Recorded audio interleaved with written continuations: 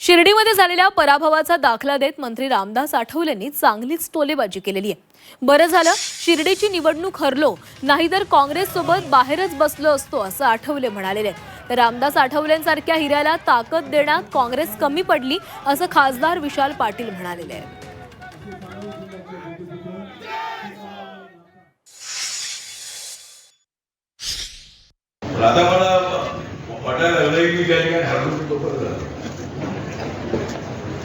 मी तिथं आलो नसतो तर मी तुमच्यासोबत आलो, तुमच्या म्हणजे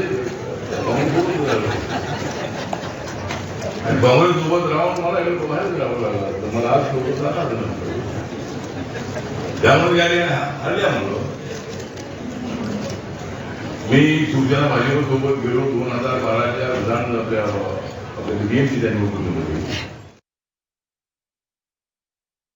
काँग्रेस कोण कमी पडलो, एक चांगला हिरा जो आपण ओळखलेला पलटलेला, त्या हिऱ्याला ताकद देण्यात काँग्रेस पक्ष कुठेतरी कमी पडला।